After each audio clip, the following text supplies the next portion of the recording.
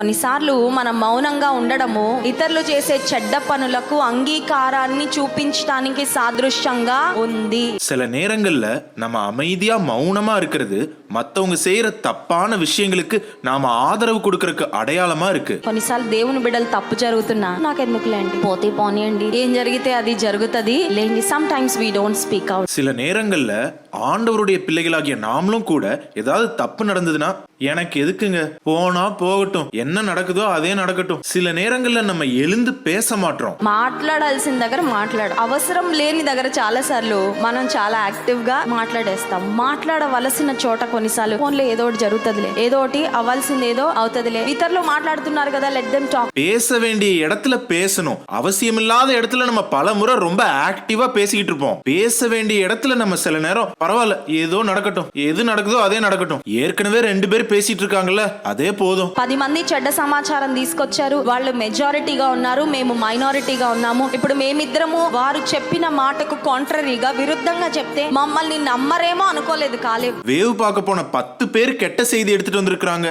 அவங்க மெஜாரிட்டியா இருக்காங்க, நாங்க வெறும் மைனாரிட்டியா தான் இருக்கோம். இப்ப நாங்க 2 பேரும் அவங்க சொன்னதுக்கு விரோதமா சொன்னா அத ஜனங்க நம்புவாங்களோ அப்படின்னு காலேப் கவலைப்படல. చాలా సార్లు దేవుని బిడ్డలు సువార్త ఎందుకు ప్రకటించారు తెలుసా? యేసయ్యను కూర్చున్న మాట ఇతరులకు ఎందుకు చెప్పారు తెలుసా? నమ్ముతారో లేదో అండి, అది నీ పని కాదు కదా, చెప్పడమే నీ పని. నమ్ముతారో నమ్మరో వారిష్టం అది. பல நேரங்கள்ல ஆண்டவருடைய பிள்ளைங்க எதுக்காக சுவிசேஷம் அறிவிக்கிறது இல்ல தெரியுமா? எதுக்காக ஆண்டவருடைய வார்த்தையை அறிவிக்கிறது இல்ல தெரியுமா?